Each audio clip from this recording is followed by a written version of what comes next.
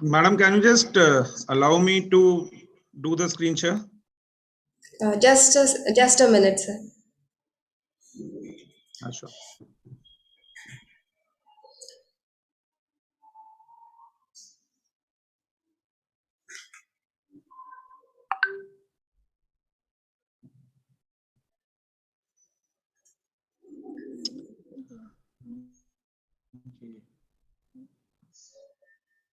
Sir, now you can share your screen.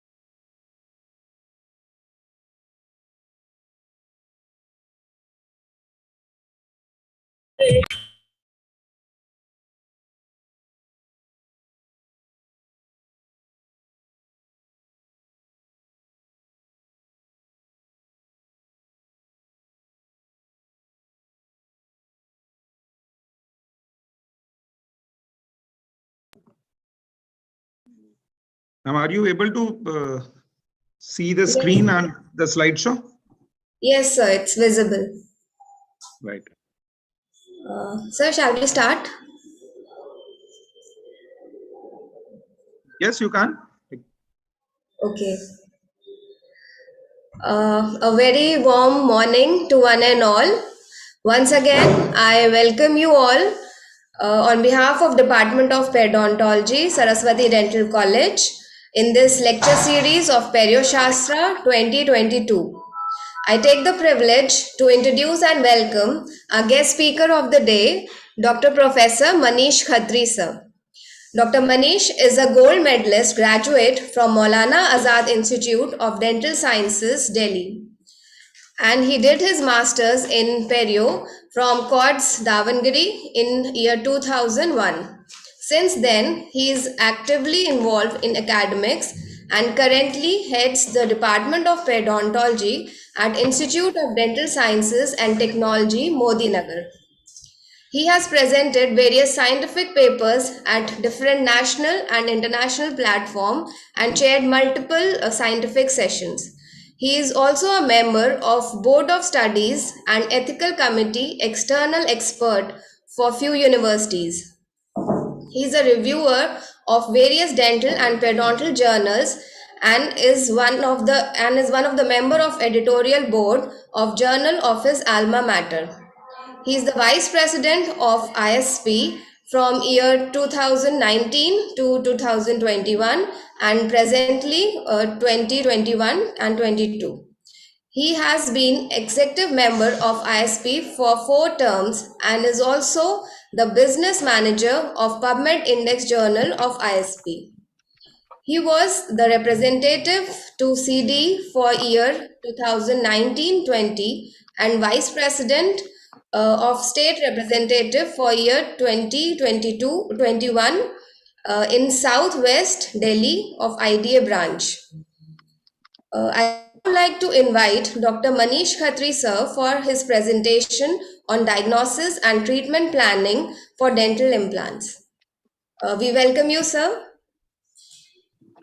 Thank you so much, Dr. Ruchi. Thank you so much. Thank you for the brief introduction of mine. So shall we start straight away now? Yes, sir. Right. So can you just end the waiting, because it is again popping up on the screen again and again. Okay, okay, sir. Thank you so much, Perioshas 2022.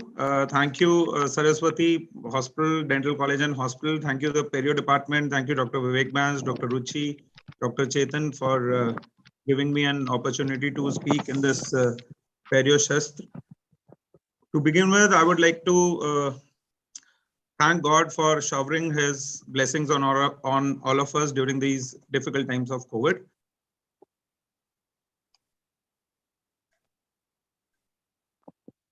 My screen is not moving. Yeah, it is. So I'm thankful to my undergraduate college, the Maulana Azad Institute of Dental Sciences. This is the college which made dentistry so interesting to me, and especially the perio part. And I'm thankful to my professor, Dr. Arundhi, for making perio teaching perio so beautifully that I opted for periodontology as my postgraduate subject, and I landed up in College of Dental Sciences, Davangere. This is my guide, Dr. Vandana KL, and I'm always indebted to her because she's the one who transformed a notorious guy like me into a full-fledged periodontist who stands today in front of you to speak on the topic allotted to me. Dr. Vandana would stay as a guide for me throughout my life, I would say. I'm also thankful to the management of the Institute of Dental Studies and Technologies, where I'm teaching right now for the last 16 years. So it's a long time I'm associated with this institute, and I'm thankful to the management for providing me all the opportunities and the equipments to perform the best of the periodontal skills out here. These are my departmental pillars. I have a staff of 11 because we have 2 units of post-graduation. So I'm thankful to them for being with me, doing all the things which I want, bearing with me, sometimes my goodwill, sometimes my bad will, sometimes my anger, whatever the things are, because being an HOD is not an easy job. So most of the HODs can understand that. And these are my backbones, my family. Like few moments are there which I'm not there with my family, but they are enjoying their life to the full. And the moments I cherish is the time when I'm with them, apart from perio. So we have to give time to our family. Before I take today's topic allotted to me, I would like to say that we should be aware of ourselves. We should proceed with caution, because we are as such dentists, and to be more specific, we are periodontists. And periodontist, again, it's a dawn of dentistry. We should consider ourselves dawns of dentistry, because our main aim is to save a tooth rather than extract a tooth. So saving a tooth, I just want to show 2 of the cases which we did in our department. This was the first molar which we treated from and reduced the mobility from grade 3 to almost 0, and so much so that the orthodontics department took anchorage from this tooth and were able to correct the occlusion of the patient. These are the clinical photos of the same, but it took us 2 years to reach from the first picture to the last picture. But we are very happy to have the results. This is again a case in which, as such, there is total loss of buccal bone, but doing periodontal surgeries, graftings, GTRs, we can achieve the maximum bone. We can attain a good bone level and save the tooth for longer periods of time. So these are the cases which we are intended to do as a periodontist, and I would like to be aware everyone of you from the indiscriminate use of dental implants, just because there are n number of companies promoting themselves, and just because we have invested in few of the implant systems. It's not necessary that we always extract a tooth and go in for implants. It is like we should always plan placement of the implant. Planning is not just placement, but also later on giving a prosthesis over it. We should not just put implants just to fill our pockets. And sometimes what happens is just an incomplete knowledge of placement of implants, which result in this type of implant placement where there is no angulations, and later on the implants are not used, and a normal prosthetic solution is given to the patient, and the implants are lying as such without any use in the prosthesis. And we should be aware that as a tooth is prone to periodontitis, similarly implant is prone to peri-implantitis. Still, the era of peri-implantitis is to be seen. Over the past few decades, implants have been placed, and peri-implantitis will definitely come. And I'm waiting for a book cover with the note of peri-implantology. And just I would like to share two videos saying that begin with the end in mind.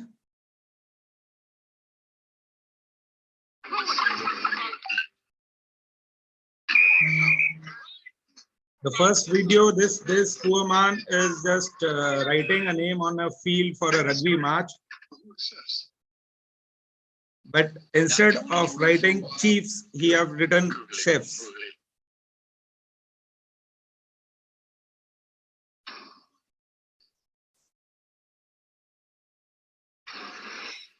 A cold morning, this man is getting late to his office.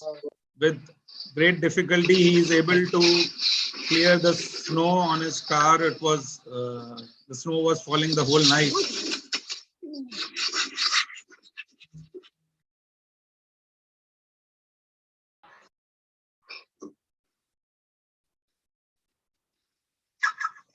And after he has done his job, he noticed that he has used the wrong car.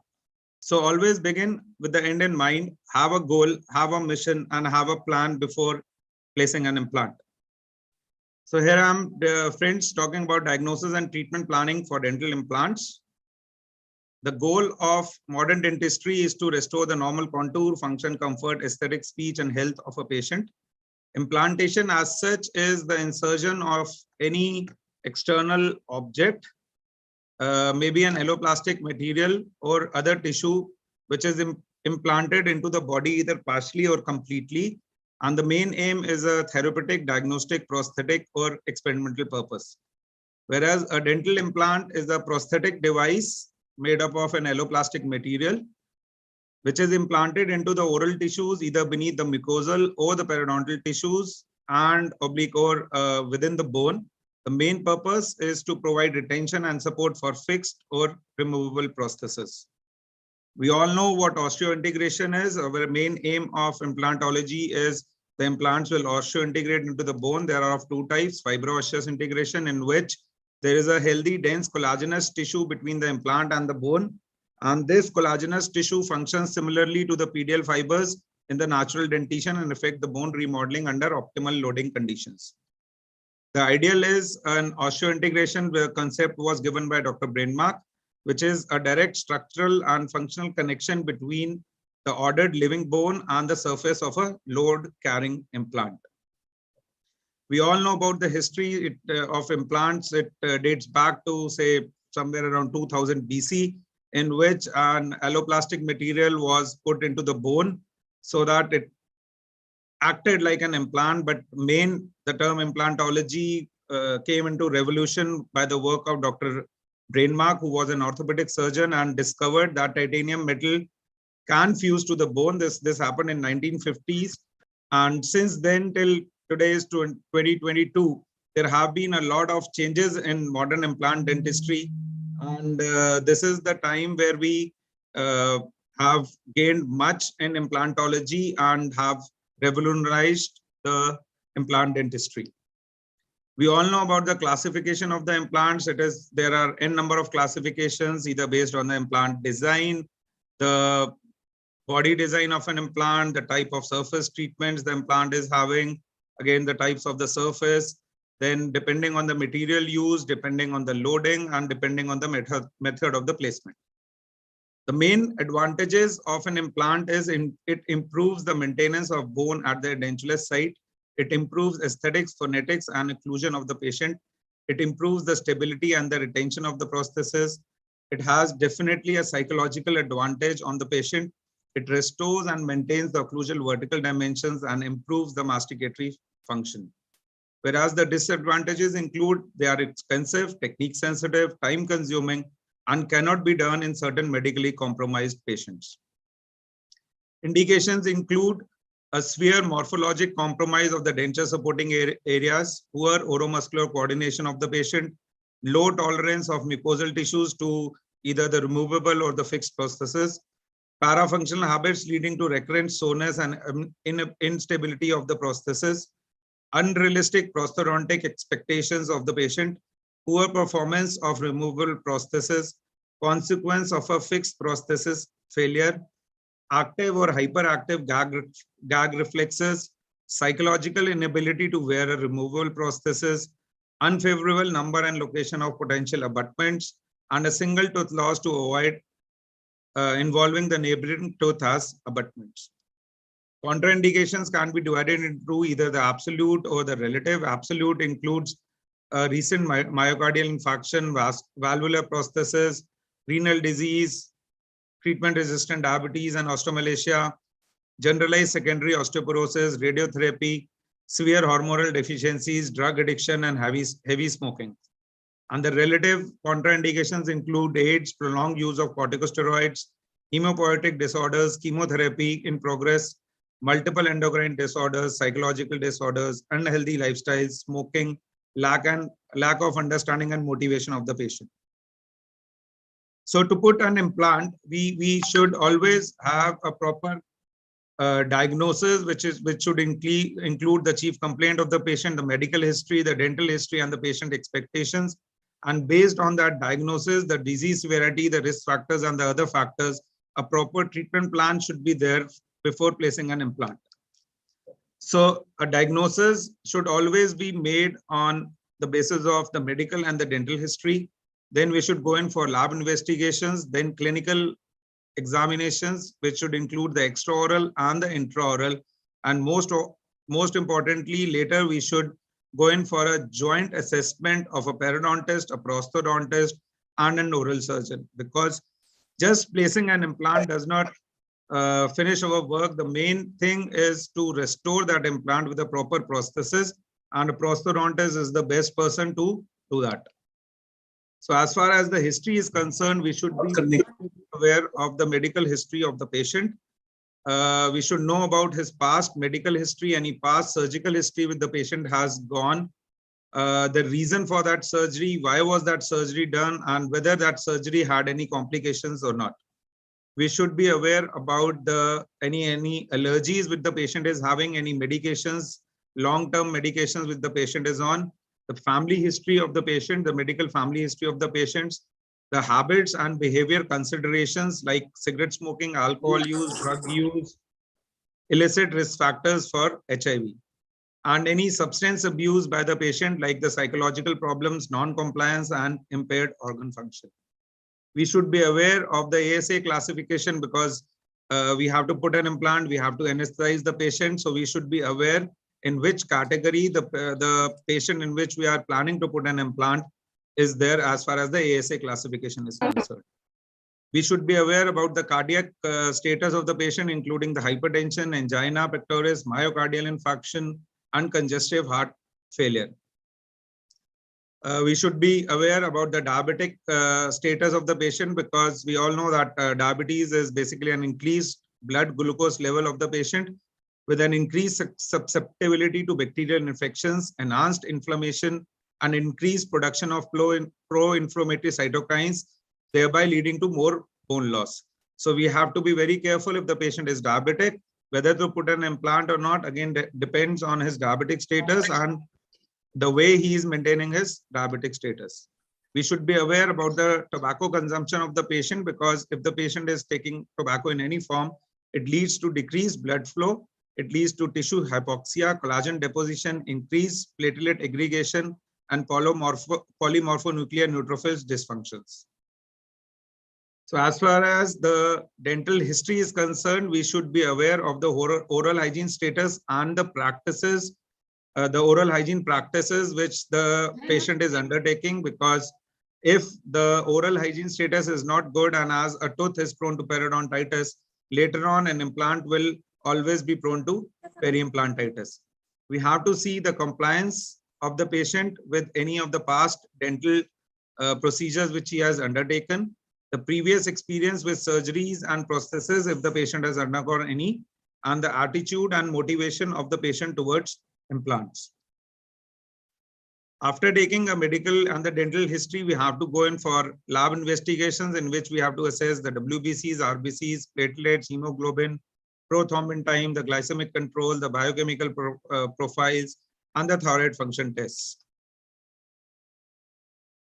If all these blood investigations are also in normal range, then we have to go in for an extraoral profile of the patient. What happens after the extraction extraorally is it decreases the facial height, it deepens the vertical height, it leads to loss of tone in the muscles of the facial expression, it decreases the horizontal labial angle of the lip and deepens the nasolabial groove. So while doing a clinical examination extraorally, we have to see the facial proportions, the symmetry, the convexity, the lip and the cheek support, the intermaxillary relation, the lip length and the incisal show, and the lip line at rest and at speech. Because all these things are important once we are able to load the implant and give the prosthetic rehabilitation to the patient. Again, intraorally, while doing a clinical examination, we have to see an overall dental and the periodontal health of the patient, which includes the condition of the teeth and the mucogingival problems, if any. We have to see the presence or absence of decayed teeth, restorations, and any reconstructions. We have to detect any malpositioned teeth, and we have to check the occlusal status and the functional examination of the patient. The checking of the occlusal status is extremely important as far as the implant placement is concerned. And in this, we are bothered about the bruxism or the clenching, the tongue thrust, the occlusion, and the masticatory dynamics.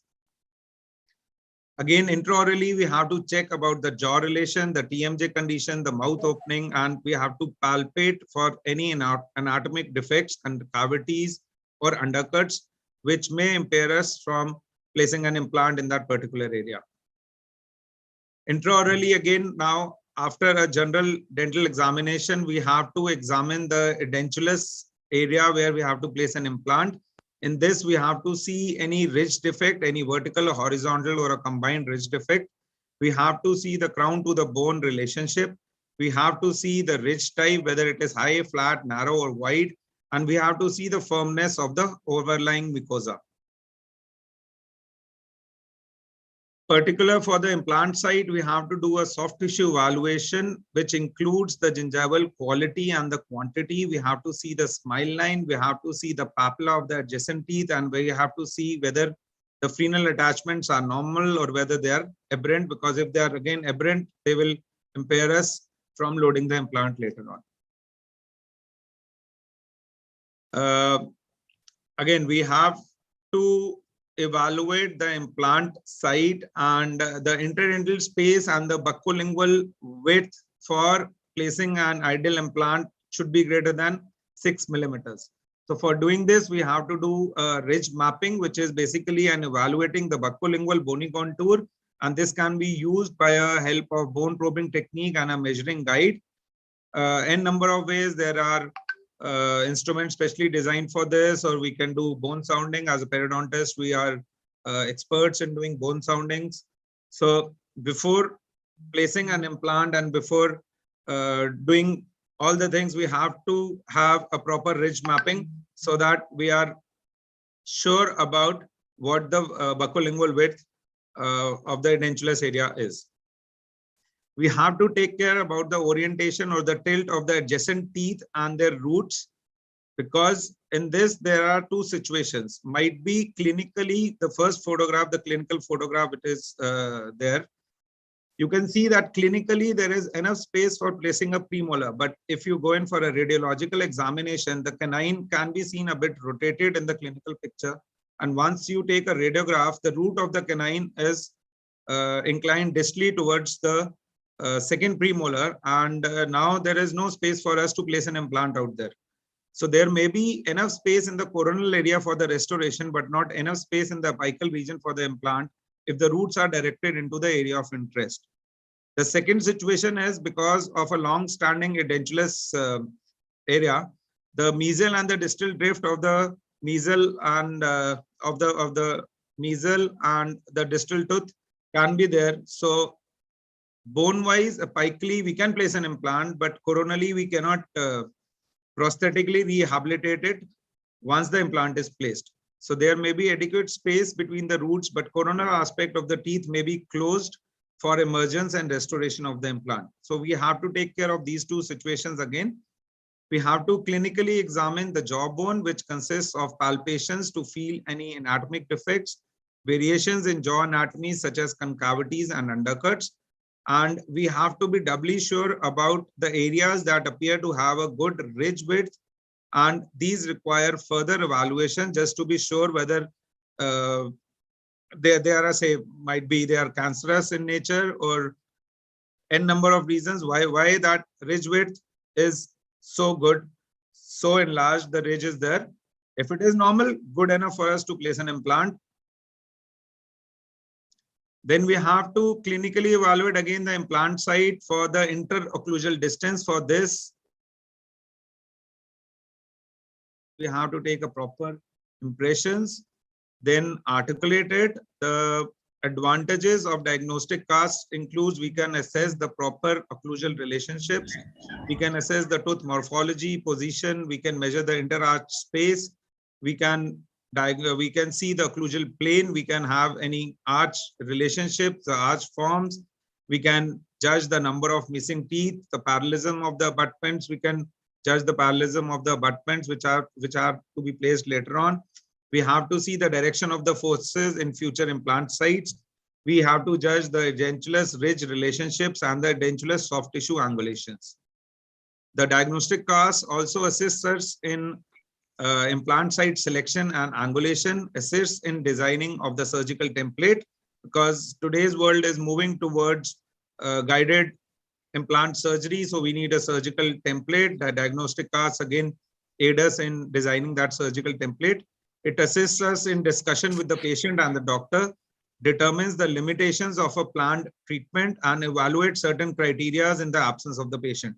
So every time the patient won't be present with us on the dental chair. So if we have to plan placement of implants, diagnostic casts are very important for us. An ideal interarch distance for a fixed prosthesis in an anterior teeth is 8 to 10 millimeters, and for posterior it is 7 millimeters, and for a removable prosthesis it is 12 millimeters. Then intraorally we do a radiographic examinations to evaluate any infections, lesions, and pathological conditions if they are present, and the main purpose is to evaluate the remaining bone in the edentulous area. So radiologically, we assess the quality, quantity, and location of the volume of the alveolar bone and identify the vital structures. So radiologically, it can be divided into three. One is pre-prosthetic implant imaging, which is used to determine the number and the size of the implants. One radiologically would be at the time of surgical and interventional implant imaging. And the third would be post-prosthetic implant imaging. So we all know what radiological examinations we can do. One is IOPA. We know it is used mainly to rule out any local bone or dental disease. It has a limited value in determining the bone quality and the quantity. Then an OPG or a panoramic radiograph, that is the most commonly used. It is initial assessment of vertical bone height, a gross anatomy and pathological evaluation can be done using an OPG, but the main limitations are the distortions, which does not demonstrate the bone quality. Then is the use of CBCTs. They are indicated in determining the bone density, the vital structure locations, and determining any presence of pathologies. It has got n number of advantages. The main are the negligible magnification. They have a high contrast image. Main importance, they are a three-dimensional as compared to the two-dimensional IOPAs and the OPGs, and they have got various views as far as the sagittal, the axial views are concerned. The only limitation is the cost effectiveness. So once a radiological examination has been done, it enables the identification of the diseases if they are present. It determines the bone quality and the quantity. It identifies any critical structures which are present in our implant site as far as the maxillary sinus, the incisive foramen, the middle foramen, and the mandibular canal are concerned, and it determines the positions and orientations of the implants. Once we have done all these examinations, then we have to jointly assess the implant patient. The joint assessment is of a periodontist, a prosthodontist, and an oral surgeon. And this is a phrase which I took from the Airtel thing. Har ek friend zaruri hota hai. I imply this phrase in dentistry too. Like we all should have a collaborative approach towards placement of an implant, a periodontist, a prosthodontist, and an oral surgeon. So the few implant placement guidelines: and implant to natural tooth distance should not be less than 1.5 millimeters. Inter-implant distance, if you are placing two implants side by side, it should be 3 millimeters apart. And the buccal and the lingual cortical plates should not be less than 1 millimeters. So once we are planning, our main aim is to put an ideal implant size. So the implant size is basically determined by the existing bone volume, height, width, and length. And ideal implant under normal conditions is the length should be 12 millimeters to 15 millimeters for softer bone types, with a 4 millimeter diameter in most situations. So if we have a 4 millimeter or a more diameter and 12 millimeter of an implant, it is an ideal for any of the situations. But once we are planning to do anything in life, it has got two things: whether we would be successful or a failure may result. So in implant dentistry also, success is there, but failures are also there. So for the success or failure of an implant, two major factors are the density of the bone and the remaining bone, which is assessed by the length, width, and height of the edentulous area. So density of the bone, it basically describes the internal architecture of the bone. This, we should be aware that the bone remodels in relation to the forces applied. It decreases, the bone density decreases after tooth loss due to less loading. And the bone density, it decreases greatest after tooth loss in the posterior maxilla and least in the anterior mandible. So we all are aware about the bone density classification given by Mesh. It is D1 to D5, D1 being the most dense cortical, whereas D5 is the immature non-mineralized bone. D2, D3, D4 is a combination of the porous cortical, coarse trabecular, porous cortical, and fine trabecular is D4. So now, because of the CBCT evaluations and most of the research, they are taking CBCT into considerations, the HF units for the density of the bone can be calculated on a CBCT, and for D1 it is greater than 1250 HF units. For D2 bone it is 850 to 1250 HF units. For D3 it is 350 to 850. For D4 it is 150 to 350, and for D5 it is less than 350 HF units.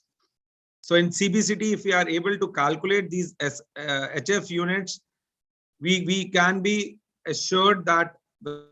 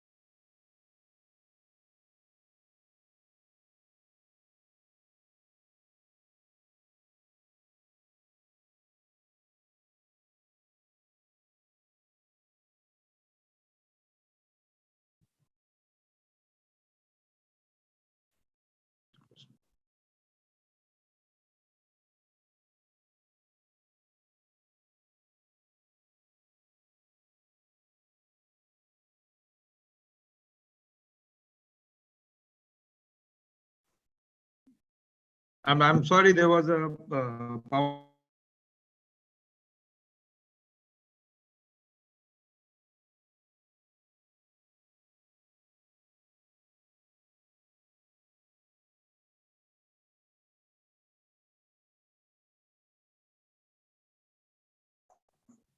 So if we are able to determine purpose also and the amount of remaining bone.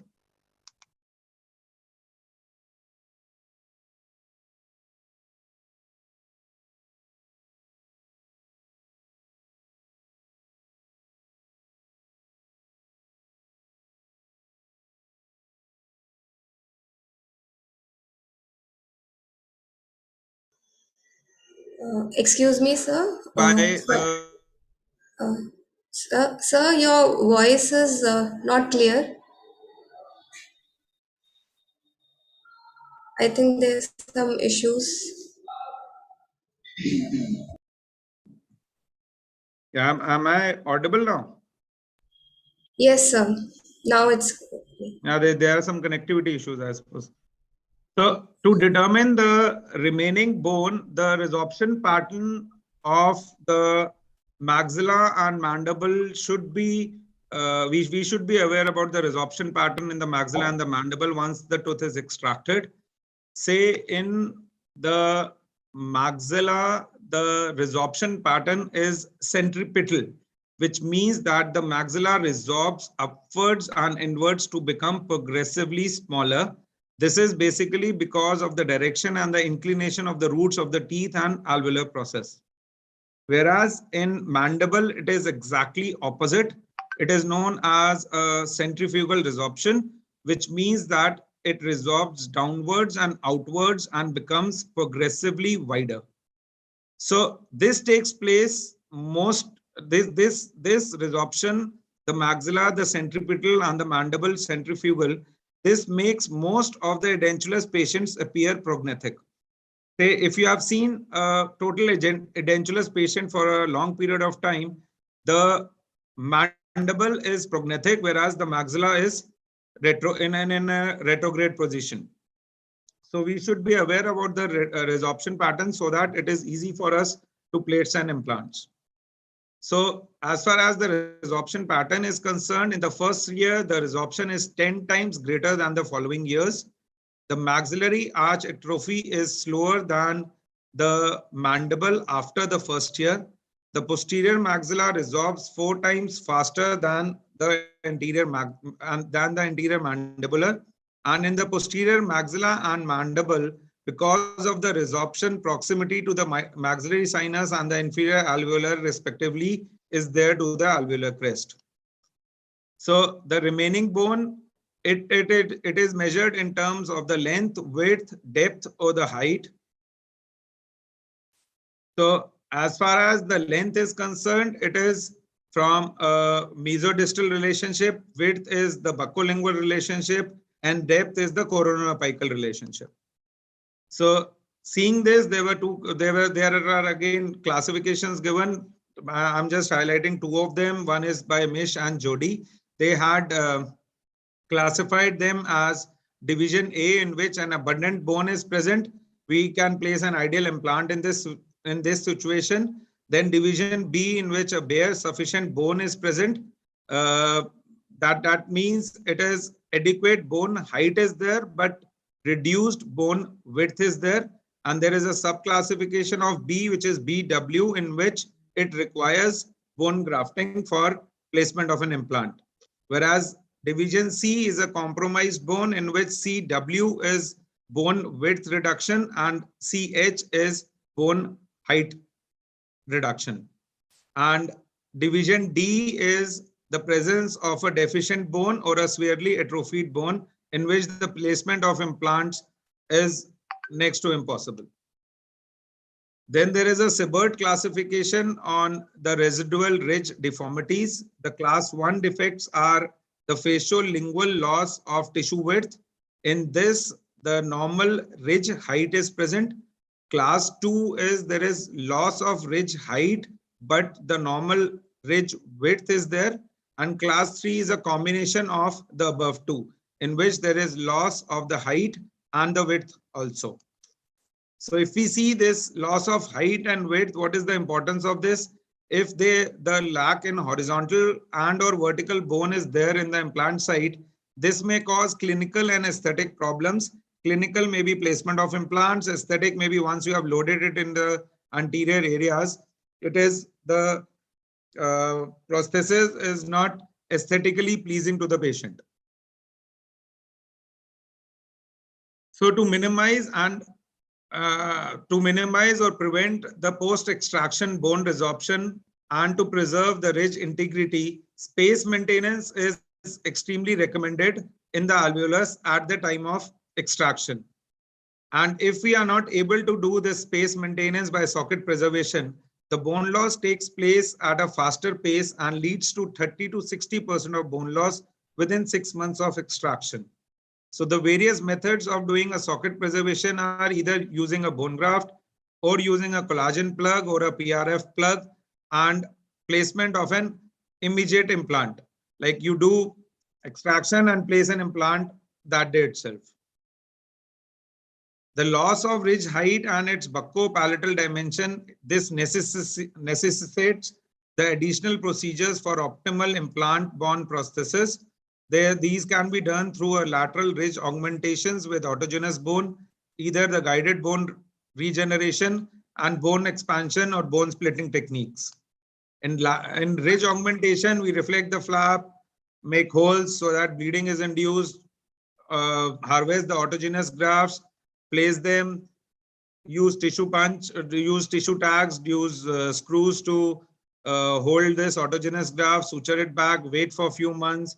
Once the ridge is good enough for implants placement, then we go in for placement of implants and later on loading them. In guided bone regeneration, we place the implants. We do again we make small holes in the bone so that bleeding is induced for the uptake of the graft and the GTRs. We do grafting. We use GTRs, place the flap over that, and so that we can attain a good bone height and volume. In ridge split, because the ridge is thin in that area, we use various methods to split the ridge. We make a horizontal, single horizontal and two vertical or a single vertical, expand the ridge, place the implants, cover it with the flap. And in the maxillary area, for we can do a maxillary sinus augmentations, and of recently, say a short and a wider implant concepts have been successfully adopted for management of bone height defects in the maxillary posterior areas. Maxillary sinus augmentation, we all are aware, is of two types. One is indirect sinus lift, which is also known as a transalveolar approach, and one is a direct sinus lift, in which we make a window in the lateral wall of the sinus, lift the membrane, place graft, membranes, PRFs, cover it up. Either we can place an implant on that day itself or wait and then place the implant after a few months and then load it later on. So if we have done a proper diagnosis and formulated a treatment plan, the success of implant dentistry increase several folds. And from I can't do it, we can transform it to I can do it. So the main thing would be a diagnosis and the treatment. But the thing is, why to do all these diagnosis and treatment? The reason is to know about the implant numbers, the implant width, the implant length, which has to be placed, the implant position and the orientations which we have to place the implant, and the implant design and surface. It basically is the domain of the surgeon. Once we have placed the implant, our role does not end here. The main purpose for the patient is replacement of the tooth. So a replacement of a tooth after implant placement, say sometimes we immediately load it, sometimes we delay loading it for, say we load it after 2 to 3 months, we do a second stage surgery and all. So if it is a single tooth implant, there is no hassle. But if there is a implant prosthesis on a multiple implants, then the best thing is an implant to implant placement of an implant to implant prosthesis, and placement of an implant prosthesis with a natural tooth. This dilemma still continues. earlier the concept was there, then later on it was said that this should not be followed. But again, recently there are studies which say that an implant connected to the teeth, it gives good results. So all these things, it is operator dependent, and few of the key implant prosthetic positions which I would like to just mention before ending my presentation today is always maintain the arch dynamics. While placing an implants, do not go in for any cantilevers. Always go in for terminal abutments. Always follow a canine molar rule. Wherever possible, place implants in the canine area and the molar area, and never go in for 3 adjacent contacts over an implant. So wherever possible, place more implants. Don't take 3 adjacent contacts over implants. So if we have got good diagnosis and a treatment plan, say from these two situations, you can see the upper radiograph in which a single tooth is supporting, say, 12 teeth. It is more like a round, and the lower 4 of the anteriors are again supporting the whole of the lower arch. This is the I would say the condition of the periodontium. If periodontium is good, and if we are able to maintain the periodontium, we can still attain this. The patients were using these prostheses for long periods of time, but if we have a good prosthetic and good surgery for implants from this situation, we can give patient these results. But for these results, again, you have to have a proper diagnosis and a treatment plan for implant placement. Thank you so much. My acknowledgements to Dr. Abhay Kolte for giving me few of important inputs in making of this presentation. Thankful to Dr. Banz, Dr. Chetan, Dr. Ruchi. Thank you so much. Saraswati Dental College and Hospital, Department of Periodontics. Thank you so much, sir, for such an enlightening lecture. I hope all the participants had a great learning experience. Now, I would like to invite Dr. Vivek Ben, sir, HOD, Department of Periodontology, Saraswati Dental College, for a vote of thanks. Sir, I have a question. Anji, Doctor, please. Good morning, Dr. Manish. Good morning, Dr. Manish. I am Dr. Amitabh. Lucknow. Good morning, Dr. Amitabh. Good morning. Good morning. Nice lecture, sir. Just there is a question regarding loading for the maxillary anterior region, sir. What do you prescribe in cases of maxillary aesthetic region? Whether we should load it immediately, a non-functional loading, or we should make it a delayed? Because as for the time, need of the time is which for regarding aesthetics, we need a teeth there. Sir, definitely for maxilla, I would say again, all these things are operator dependent. Say my experience says go in for delayed loading. Say you can place the implant, go in for a submerged healing for the implant, because anteriors, again, it depends whether it's a single tooth or not. If it is a single tooth, we can, as a periodontist, we can always go in for splinting of the teeth using an acrylic teeth. And if it is a single tooth, use the acrylic teeth and splint it with the rest of the teeth for a few months. And you have given aesthetics to the patients for the time the implant is healing on a submerged area. Later on, go in for a second stage surgery. But if yes, the patient is so much concerned about the aesthetics, depending on the bone density, if you have got good bone density while placing an implant, you have attained a good primary stability, go in for immediate load also, but obviously out of occlusion. And here comes the role of a prosthodontics also, sir. Thank you, sir. Thank you. How do you predict the gingival margin after giving the anterior implant? What is your experience regarding the maxillary aesthetic? If in a long term, if you see a prospective study of 2 years, then we can find that there is a recession always here. Now, how do you predict a maxillary anterior region implant? Well, how do you plan it in that way? Sir, again, as far as say, if I am concerned, I always put implants along with my prosthodontics. So as a periodontist, sir, we all know that in natural dentition also, if you are not able to maintain the biologic width, always recession will be there in the crowns. So if you have placed a good crowns, you have got it fabricated from a good lab, I have not seen any recession, sir. If the crown placement, the loading, the forces are different, definitely it will lead to recession over the time.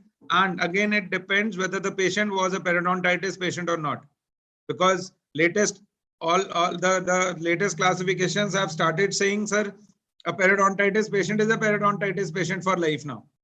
So if the patient with periodontitis has lost his teeth because of the periodontitis, again, it would be difficult for him or her to maintain his dentition, and that recession is because of the periodontal status or a bad fabrication of crown. That all is clinical. Thank you, sir. Thank you very much, sir. Just one last question on short implants, sir.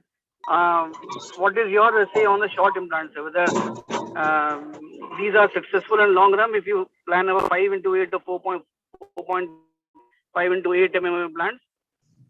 Sir, I have attended few of the CDs and all. I have been a speaker for that, but frankly speaking, I have not used much of short implants. Like I was a speaker introducing these short implants, so it was just but the speakers who had used all these short implants for a longer duration of time, they said that the success rate is better. And say overall, if we see, sir, 8 mm implant with a wire diameter, I think it should be, suffice our purpose. But as far as possible, if I am concerned, I would go in for, say, a bit of sinus lift. If we are talking about posteriors, maxillary posteriors, a bit of sinus lift and normal implant only. But yes, sometimes a lower inferior alveolar nerve, we don't have a choice. We have to go in for a shorter implant. Thank you very much, sir. Really thankful, sir. Nice presentation. Thank you, Dr. Ben. Thank you, Dr. Manish, for the wonderful presentation. And sorry for joining late. I have such a commitment with that. That's why I could join late. So thank you very much for your wonderful lecture, Dr. And Dr. Amitabh was there. Other faculty members from various institutions were also there. I thank all the postgraduate students also who are making this program a grand success. And Dr. Manish, I'm just sharing the certificate of appreciation with you. Doctor, we will send this certificate to you by email. Sure, sir. So thank you so much, sir. Thanks again for your wonderful lecture, Doctor. Thank you, Ji. Thank you, sir. Thank you. Thank you, sir.